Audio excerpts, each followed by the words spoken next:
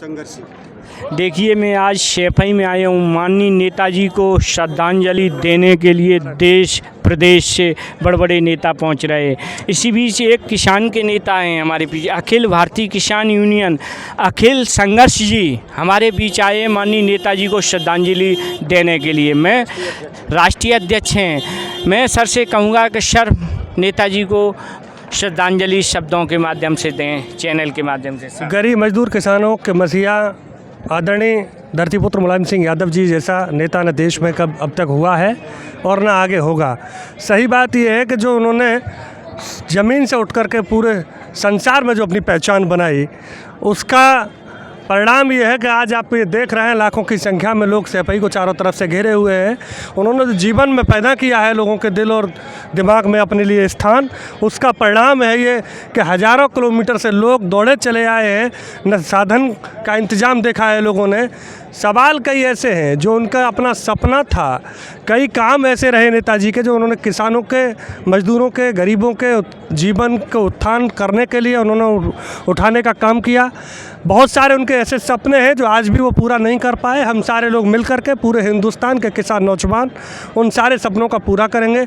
चौधरी चरण सिंह के बाद अगर हिंदुस्तान की राजनीति में कोई ऐसा किसान रहता था जिसके दिल और दिमाग में अगर खेती किसानी मजदूरी बसती थी तो वो केवल माननीय मुलायम सिंह यादव जी थे।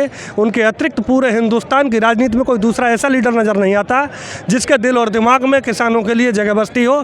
केवल और केवल राजनेता अपने निजी स्वार्थ के लिए, निजी लाभ को लेने के लिए, चुनाव में विजय पाने के लिए अपने भाषणों में किसानों की बात करते हैं। दिन और रात जिन्होंने किसानों के लिए काम किया वो आदरणीय नेताजी मुलायम सिंह यादव ने किया। और उन सारे उनकी जो इच्छाएं थीं, उनके जो विचार थे, जिसे मरने नहीं दिया जाएगा।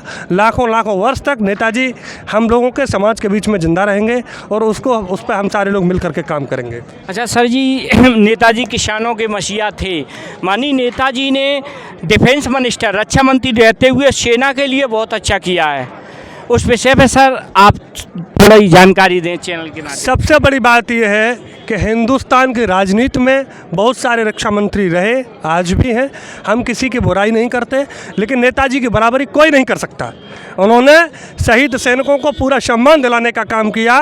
नेताजी के रक्षा मंत्री बनने से पहले जो किसानों के जवान सेना में शहीद होते थे उनके केवल और केवल याद के लिए कपड़े या मेडल इत्यादि चीज़ें आती थी। उन्होंने ससम्मान शरीर उन सैनिकों के शवों को घरों तक पहुंचाने का काम किया। दूसरी बात, हिंदुस्तान के इतिहास में आज तक कोई ऐसा रक्षा मंत्री नहीं हुआ जो लड़ाई के समय में बॉर्डर पर स्वयं खड़ा हुआ हो। वो केवल और केवल माननीय नेताजी मुलायम सिंह यादव को उसका श्रेय जाता है। तो निश्चित रूप से उन्होंने ये तय किया कि अगर देश का रक्षा मंत्री है तो वो भी सैनिक के तरीके से बॉर्डर पर खड़े होकर के काम करे। ये जो उन्होंने एक लकीर इतनी बड़ी खींच दी है जिसको छू पाना किसी के लिए बहुत बड़ी मुश्किल की बात है। लोग डरों की वजह से जब घरों से नहीं निकलते हैं, उस समय नेताजी छाती अड़ा करके बॉर्डर पर सेना के साथ लड़ने का काम कर रहे थे। निश्चित रूप से उनके आदर्श को, उनके कद को, उनके चिंतन को, उनकी कार्यशैली को आज की तारीख में कोई नहीं छू सकता। मैं अखिल भारतीय किसान यूनियन की तरफ से राष्ट्रीय अध्यक्ष अखिल संघर्षी पूरे देशवासी किसान भाइयों की तरफ से उन्हें विनम्र श्रद्धांजलि देता हूं और ईश्वर से प्रार्थना करता हूं उन्हें सद्गति मिले।